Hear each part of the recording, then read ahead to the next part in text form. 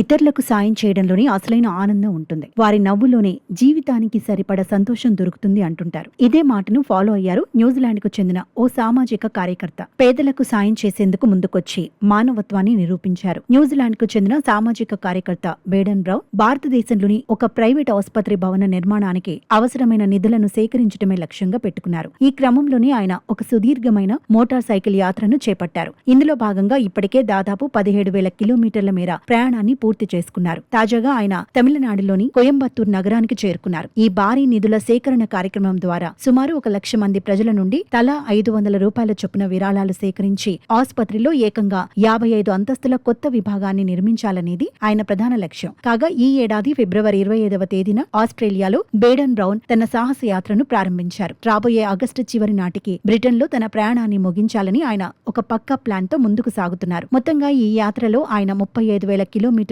దూరాన్ని కవర్ చేయనున్నారు. సదరు ఆసుపత్రి వ్యవస్థాపకుడితో ఉన్న పాత పరిచయం, అలాగే పేద ప్రజలకు వైద్యం అందించే సేవల్లో భాగస్వామి కావాలనే బలమైన కోరికతోనే బేడెన్ ఈ నిర్ణయం తీసుకున్నారు. ఆసుపత్రికి నిరంతరం నిధులు అందేలా ఒక శాశ్వతమైన ఆర్థిక నమూనాను సృష్టించడం కోసం ఆయన ఈ వయసులో ఇంతటి శ్రమతో కూడిన సవాల్ను స్వీకరించారు. I've really enjoyed it. I like India. There's so many different cultures, and the people are wonderful. The food is fantastic. I love it here. The only thing I'm struggling with is the traffic on the road. This is much more than New Zealand.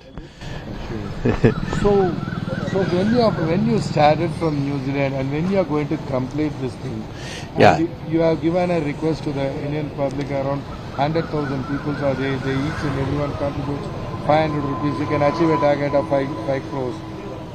Yeah. So I started this in February this year, February the 25th in Australia, and I will complete it at the end of August. And so I think the secret is I don't want people to feel like they have to give a lot of money. But if each person gave maybe 500 rupees, we could easily reach the target. So already in New Zealand, before I came, and during the trip so far, we've raised about 70,000 New Zealand dollars.